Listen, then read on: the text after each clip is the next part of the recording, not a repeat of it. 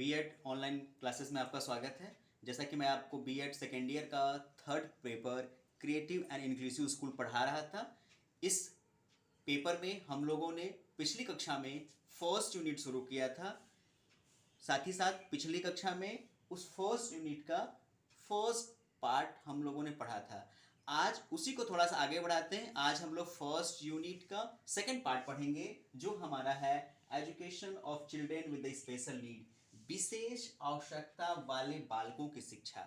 कि जो विशेष आवश्यकता वाले बालक हैं उनको किस प्रकार की शिक्षा की व्यवस्था प्रदान की जाए, ताकि वे बालक समान बालकों के साथ शिक्षा की व्यवस्था में शामिल होकर शिक्षक द्वारा दिए गए ज्ञान को प्राप्त कर लें। देखिए, कहा भी जाता है कि किसी भी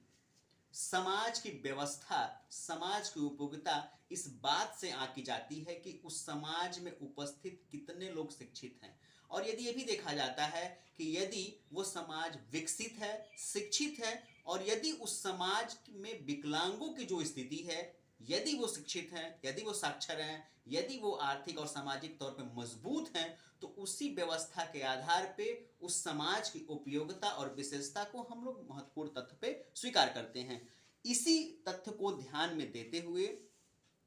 अंतर्राष्ट्रीय स्तर पे विश्व के तमाम देशों ने अपने अपने देशों में विकलांगों की शिक्षा की व्यवस्था को लागू करने के लिए, उन्हें विकास की मुख्य धारा से जोड़ने के लिए, सामाजिक व्यवस्था को बनाए रखने के लिए तमाम नए नए कार्यक्रम शुरू किए थे। देखिए, अगर हम भारतीय परिदृश्य की बात करें कि भारत में विशेष शिक्षा की व्यवस्था कब लागू होती है। देखिए, जब हमारा संविधान बना, संविधान की धारा में एक व्यवस्था रखी गई थी कि संविधान लागू होने के 10 वर्ष के उपरांत भारत के सभी छात्र छात्राओं को, जिनकी उम्र 1 से लेकर 14 साल तक होगी, अनिवार्य मुफ्त शिक्षा की व्यवस्था दी जाएगी। उसी अनिवार्य और मुफ्त निःशुल्क शिक्षा की व्यवस्था में बात रखी गई थी कि भारत के समस्त से हमारा तात्पर्य है कि हमारी कक्षा में उपस्थित होने वाले, हमारी समाज में रहने वाले सभी छात्र छात्राएं, चाहे वो शारीरिक या मानसिक रूप से समान छात्र छात्राओं से अलग क्यों न हो, इन सभी लोगों को एक प्रकार की शिक्षा की व्यवस्था दी जाएगी। साथ ही साथ एक बहुत बड़ी बात इसमें आगे ये कही गई थी कि जो हमारी क्रमिक शिक्षा व्यवस्था बनी, चाहे वो कोठारी कमीशन बना, चाहे राष्ट्रीय शिक्षा नीति बनी, ये खास तौर पे ये बात रखा गया कि चाहे हमारा पोप बना 1992, जिसे हम पुनः राष्ट्रीय शिक्षा नीति पुनः परिचर्या कहते हैं, ये जितनी भी व्यवस्थाएं बनी उसमें हर हाल में कहा गया कि लगभग 5% कक्षा में ऐसे छात्र छात्राएं उपस्थित होते हैं जो समान बच्चों से शारीरिक और मानसिक व्यवस्थाओं से थोड़ा अलग होते हैं। अगर यदि हम इसके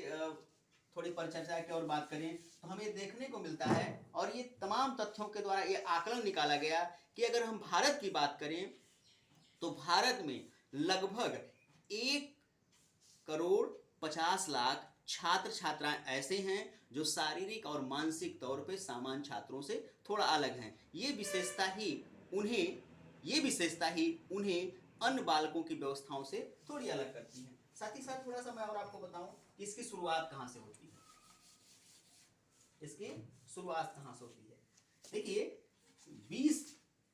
इसकी शुरुआत कहां से होती है। 20 नवंबर 1959 में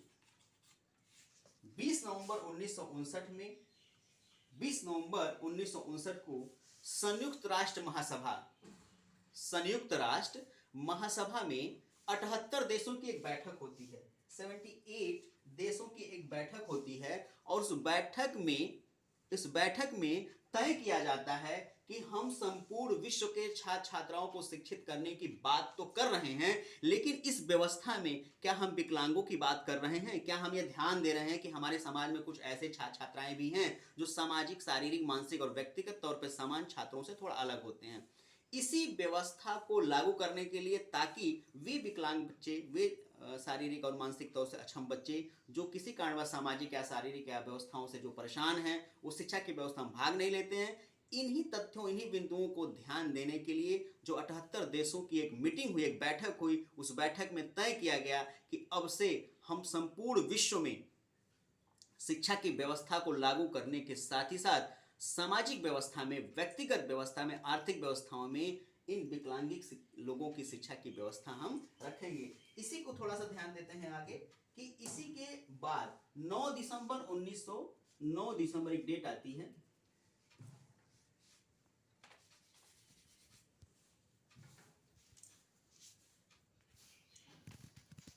9 दिसंबर 1975,